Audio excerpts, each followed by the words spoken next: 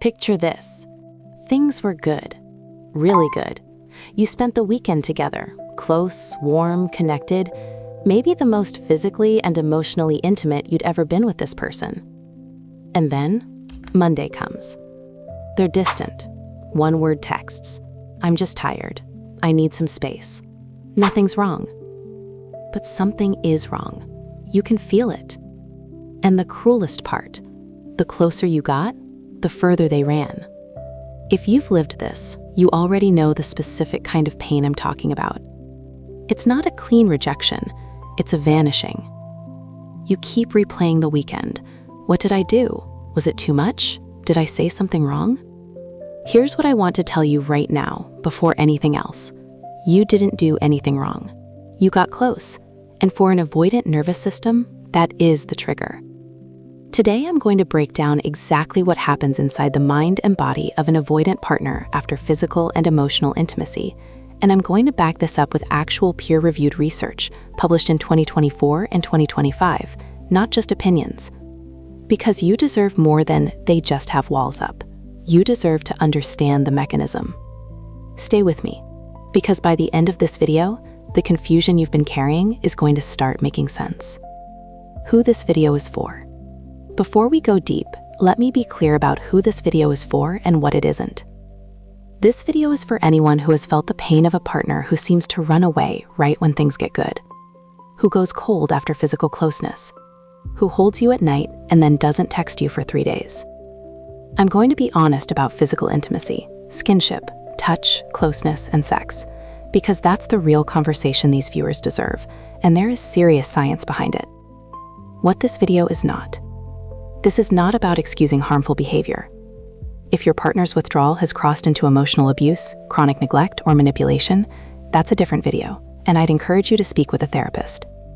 Today we're focusing on the pattern, because understanding it is the first step to making a real decision about your relationship. And if you recognize yourself as the one who pulls away, stay watching too. This video is for you just as much. Let me give you the neuroscience in plain English, because this is where most videos stop short. When someone with avoidant attachment experiences closeness, physical touch, emotional vulnerability, intimacy, their nervous system doesn't register it the way yours does. For you, closeness equals safety. For them, closeness equals threat. Not because they're broken, because their brain learned this. A 2024 neuroimaging review published in PMC, drawing on fMRI and EEG research, found that avoidantly attached individuals show decreased affective evaluation in brain regions associated with approach and reward during emotional closeness. In other words, where your brain lights up with warmth and connection, theirs signals caution. Avoidant brain reads closeness as a threat signal, not a reward. And here's the part that nobody talks about. This happens below the level of conscious thought.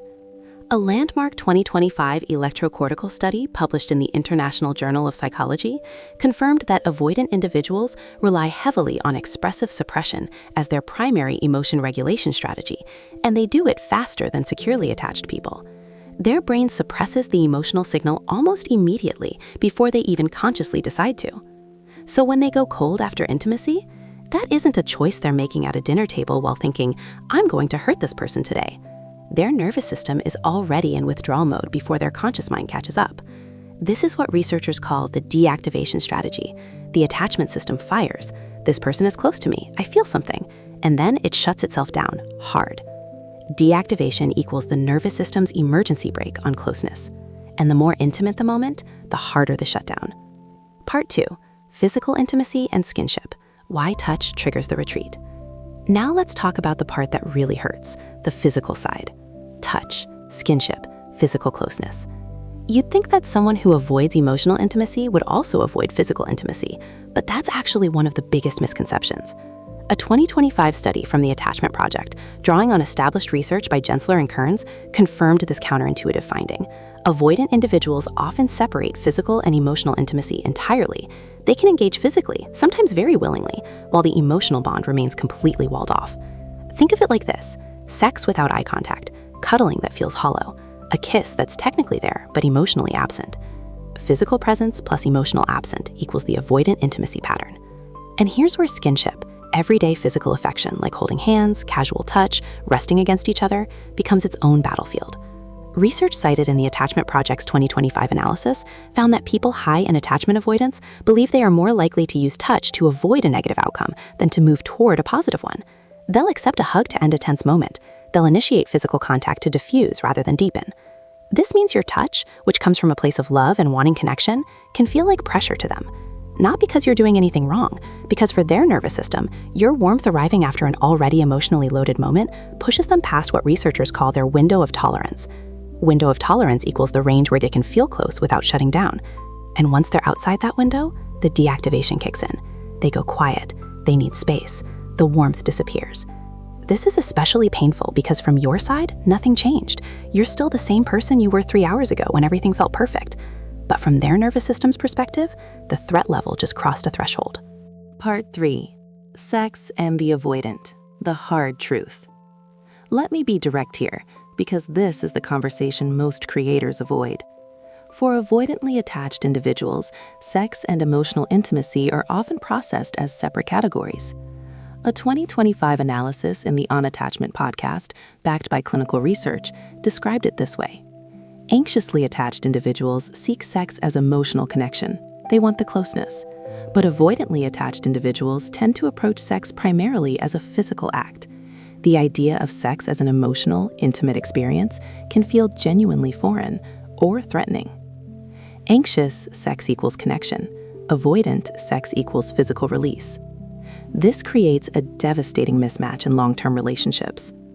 Early in the relationship, when emotional stakes are still low, physical intimacy can feel easy, even exciting. The avoidant is engaged, passionate, present.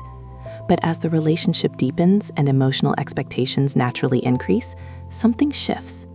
The 2025 Intimacy Decline Study, published in the American Family Therapy Journal, found that emotional suppression in avoidant individuals doesn't just affect conversations, it actively mediates intimacy decline over time. The more emotionally close the relationship becomes, the more their system suppresses, and the more their physical desire can actually decrease. Emotional closeness equals avoidant suppression equals declining physical intimacy. This is why partners of avoidance report such a confusing timeline: incredible physical chemistry early on, followed by gradual withdrawal, followed by the painful realization that getting closer seemed to make things worse. And there's another layer that researchers have documented but almost no one talks about publicly. The Gensler and Kern study found that avoidant individuals are more likely than any other attachment group to engage in obligation intimacy. Physical closeness they participate in not from desire, but from a sense of responsibility, going through the motions, being physically present while emotionally absent. For the partner on the receiving end, this is one of the most disorienting experiences imaginable. Something that should feel connecting leaves you feeling more alone than before. If this resonates with you, I want to say clearly, that hollow feeling is real. You are not imagining it, and it is not your fault. Part 4. Dismissive versus fearful avoidant. They're not the same. Here's a distinction that matters enormously and changes how you interpret the behavior. There are 2 types of avoidant attachment, and they pull away from intimacy for different reasons. Dismissive avoidant. Their internal experience goes like this: I want connection. This feels good. Wait, this is getting too close. I need space. They start out open, sometimes even warm and passionate, but as emotional depth increases, they consistently pull back. Their nervous system is telling them closeness is a loss of autonomy. Closeness means being controlled. Closeness means being hurt. Dismissive. Closeness equals threat to independence. Fearful avoidant, also called disorganized. Their internal loop is far more chaotic. I want you close. Now you're too close. I need to leave. I've left and now I miss you. Come back. Don't come back. The 2025 research from Psychology Today's clinical review describes this perfectly. Fearful avoidants draw close quickly and intensely, often the most passionate early-stage partners, but withdraw suddenly when they feel too vulnerable. Unlike the dismissive avoidant who has a consistent strategy, the fearful avoidant has no stable strategy at all. Fearful. I want you and I'm terrified of you at the same time. Why does this matter? Because if your partner is dismissive avoidant, the withdrawal after intimacy is fairly predictable. Give space, don't chase, let them re-regulate, and they typically re-engage. If your partner is fearful avoidant, the pattern is more unpredictable and often more painful. The deactivation can come with guilt, self-sabotage, and sometimes the urge to break things off entirely, followed by reaching back out. knowing which one you're dealing with changes your entire response strategy. Part 5. What this means for you. 3 honest takeaways. All right, you now have the science. You understand the mechanism. So what do you actually do with this? I want to give you 3 honest takeaways. Not false hope, not doom, but clarity. Takeaway 1. Their withdrawal after intimacy is not a verdict on you. The 2024-2025 research is clear. Avoidant withdrawal is a nervous system response, not a conscious evaluation of your worth. When they go cold after a beautiful night together, they are not thinking, this person isn't enough for me. Their attachment system is running a protection program that was installed in childhood, long before you existed. That doesn't mean it doesn't hurt. It does, deeply. But taking it personally will destroy you, and it's not accurate. Takeaway 2. Chasing always backfires, but distance done wrong also backfires. Research consistently shows that pursuing an avoidant after they've deactivated triggers more withdrawal. Every text, every "are you okay?" every attempt to recreate the closeness, it pushes them further. But here's the nuance most videos miss. Going cold yourself or manufacturing distance to make them miss you rarely works the way you hope either. Especially with fearful avoidance, manufactured distance can read as abandonment and send them into a different kind of crisis. What works instead is regulated space. You live your life fully. You don't punish them, but you don't wait either. This is different from game playing. This is self-respect. Takeaway 3. Awareness is not the same as capacity. This one is hard. Many avoidants, when they learn about attachment theory, experience real insight. They read about themselves. They say, yes, that's me. They feel relief at being understood. But as Psychology Today's February 2026 clinical analysis notes, cognitive insight about avoidant patterns does not automatically translate to relational readiness. An avoidant who understands why they pull away can still be unable to stop pulling away, especially under emotional pressure. Real change requires more than knowing. It requires doing the nervous system work, often with a therapist trained in attachment-based approaches.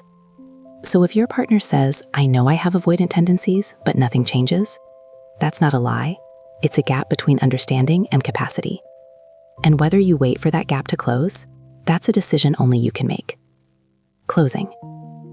If you made it this far, you're someone who takes love seriously, who wants to understand, not just react, who is willing to sit with hard information because you'd rather have truth than comfort. I respect that enormously. The pain of loving an avoidant partner is a specific kind of pain, because it's not clean. They're not cruel. They don't hate you. They often love you in the only way their nervous system currently knows how. But love isn't always enough on its own. And understanding someone's wound doesn't obligate you to keep absorbing it. Whatever you decide about your relationship, I hope this gave you a clearer picture of what you're actually dealing with. If this video helped you, the next one in this series goes even deeper. We're looking at the 5 specific moments that trigger avoidant shutdown, and more importantly, what the research says you can do in each one. Link is right here. I'll see you there.